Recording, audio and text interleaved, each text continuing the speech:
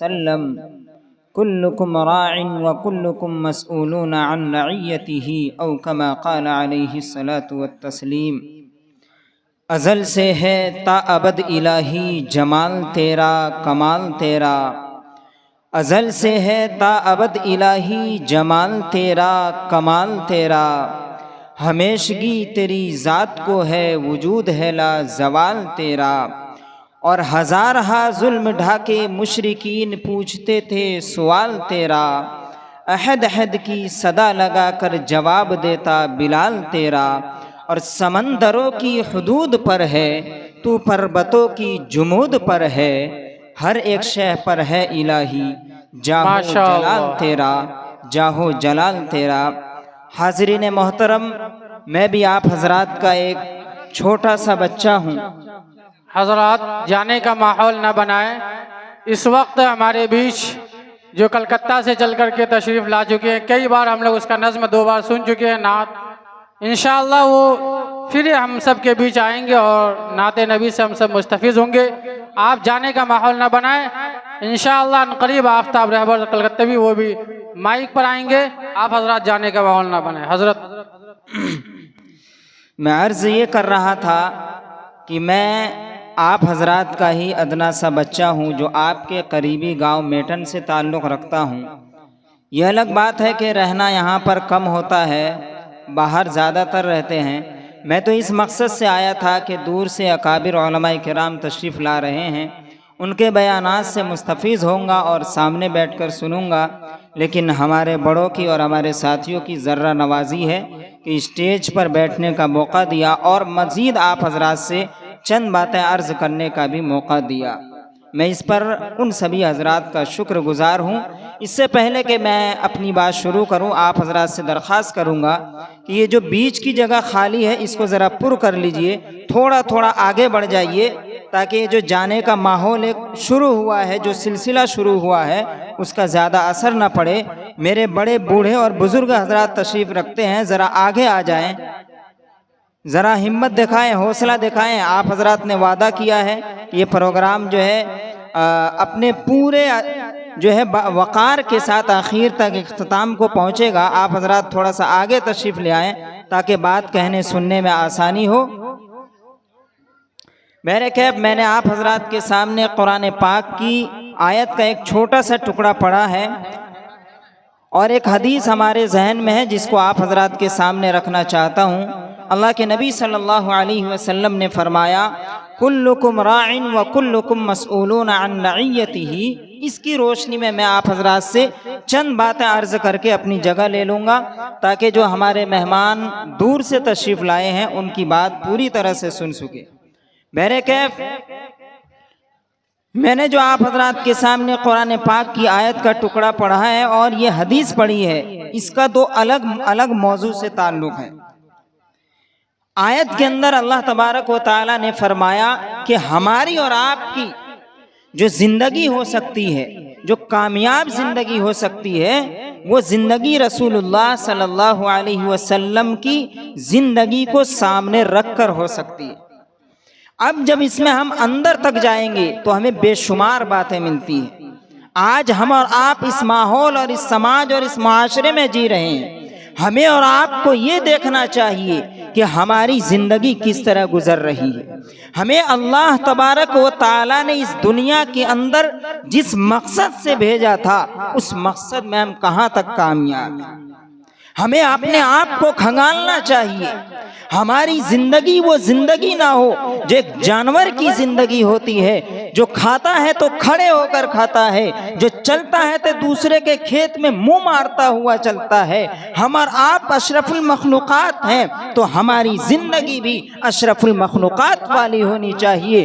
ہماری زندگی ایک محتاج زندگی ہونی چاہیے۔ ہماری اور آپ کی زندگی شریعت کے دائرے میں ہونا چاہیے۔ اگر ہمارے سر پر بال ہو تو وہ شریعت शरीयत की रोशनी में होना चाहिए। हमारे जो नौजवान बैठे हैं उनके सरों को देख लीजिए, हमारे जो घरों के अंदर नए नौजवान बच्चे हैं उनके सरों पर बाल देख लीजिए, न जाने कौन सी कटिंग है, पता नहीं क्या क्या नाम देते हैं उसको, बाल भी शरीयत की रोशनी में नहीं है। हम और आप इस माशरे में जीते हैं, इस दुनिया में जीते हैं, हमने कभी अपने चेहरे पर गौर किया है कि हमारा जो चेहरा है वो नबी पाक सल्लल्लाहु अलैहि वसल्लम के चेहरे से मिलता है या नहीं? आखिर हमने तो उसी का कलिमा पढ़ा है। हम कहते हैं ला इलाहा इल्लल्लाह मुहम्मदुर रसूलुल्लाह, तो मुहम्मदुर रसूलुल्लाह का मतलब क्या है? अल्लाह के नबी सल्लल्लाहु अलैहि वसल्लम को मानने का मतलब क्या है? क्या नबी को मानने का सिर्फ यही मतलब होता है कि नबी के नाम पर नारा लगा लिया जाए?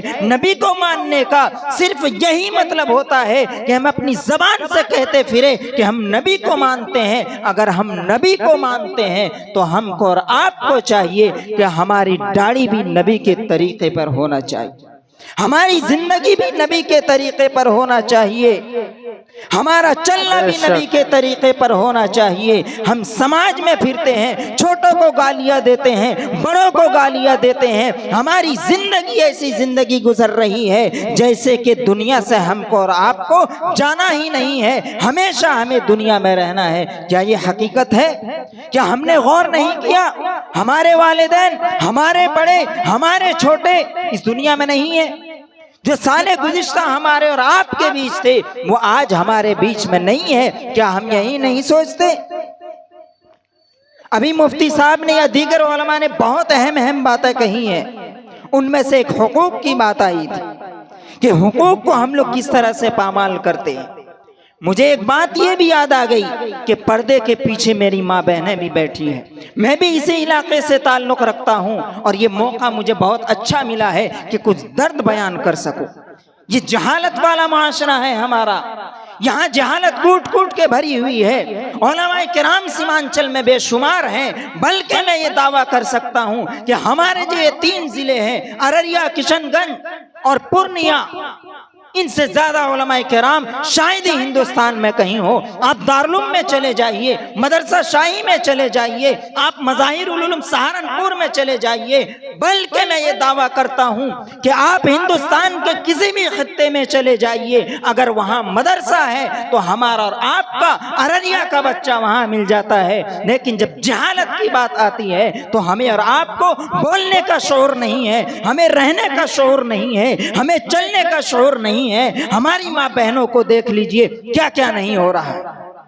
मैं ये दावा कर सकता हूँ 80% लोग हमारे माशरे में जिना कर रहे हैं अपनी बीवियों से, तलाक देकर रखे हुए हैं अपनी बीवियों को। उनको मालूम नहीं है कि तलाक क्या चीज है।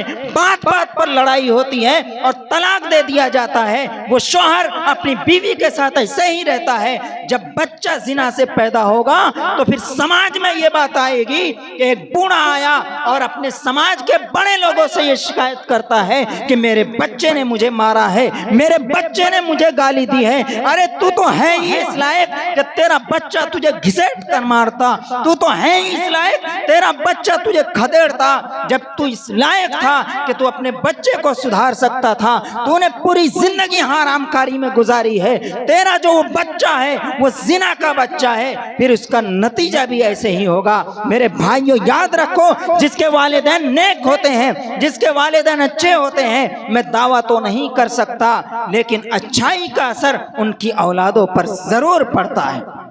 आप दुनिया में ठोकर खाते रहेंगे, दुनिया में मारे जाएंगे, उसी औलाद के चक्कर में आप किसी के खेत में नुकसान करेंगे, उसी औलाद के चक्कर में आप किसी के घर में डाका डालेंगे, उसी औलाद के चक्कर में आप किसी के यहाँ जाएंगे, गलत काम करेंगे, उसी औलाद के चक्कर में। लेकिन वही औलाद जब तुम मर जाओगे, कब्रिस्तान से गुजरेगी तो तौफीक नहीं होगी तुम्हारे नाम पर 2-4 आयतें पढ़े, नहीं पड़ेगी। क्यों? तुमने उसको वो तालीम नहीं दी है। आज मैं जब मुमताज चौक पर गया, मैंने देखा 3-4 बच्चियां, बल्कि 5-7 बच्चियां, उनके चेहरे पर लंग लगा हुआ है। ایک صاحب میرے ساتھ تھے، میں نے کہا یہ بچیاں کون ہیں؟ یہ ہماری مسلمان بچی ہے یا یہ غیر مسلم ہے؟ پتہ چلا کہ یہ مسلمان بچی ہے، کسی سینٹر میں پڑھتی ہے، کوچنگ سینٹر میں پڑھتی ہے، اور اس کا آخری دن ہے، اس لیے اس کا حلیہ یہ ہے۔ کیا تعلیم اسی کا نام ہے؟ کیا تربیت اسی کا نام ہے؟ تمہاری بچی کہاں جا رہی ہے؟ تمہارا بیٹا کہاں جا رہا ہے؟ تم نے کسی تعلیمی ادارے سے اگر اپنے بچے یا بچی کو جوڑا ہے تو تمہارے ذمے یہ بھی ضروری ہے اس کی خبر گیری کرو۔ ہمیں اور آپ کو پتہ نہیں چلتا، ہمارے گھر میں ہمارے بچے، ہماری بہنیں ارتداد کا شکار ہو جاتی ہیں، وہ ایمان سے پھر جاتی ہیں، گھر مسلمان کا ہے، رہنا مسلمان کے بیچ ہے، لیکن بچیوں کو کچھ معلوم نہیں ہوتا، کسی بھی چیز کو آسانی سے قبول کر لیتی ہے۔ کیا ہم نے جائزہ لیا؟ آج مسلمان بدنام ہے، کیوں؟ بچہ پیدا کر کے پھینک دیتا ہے۔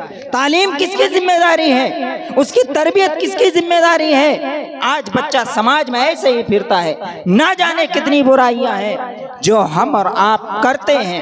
جیسا کہ میں نے حدیث پاک پڑھی تھی، کلکم راعٍ وکلکم مسئولون عن رعیتہ، کہ ہم میں کا اور آپ میں کا ہر انسان اپنے گھر کا، اپنی فیملی کا یا اس کے ماتحت جتنے بھی لوگ ہو سکتے ہیں ان تمام کا ذمہ دار ہوتا ہے۔ وہی اولاد آپ کا گریبان پکڑ لے گی قید میدان محشر میں، یہ میرا باپ ہے، اس نے مجھے دنیاوی تعلیم دی تھی، اس نے مجھے کھانا تو کھلایا تھا، لیکن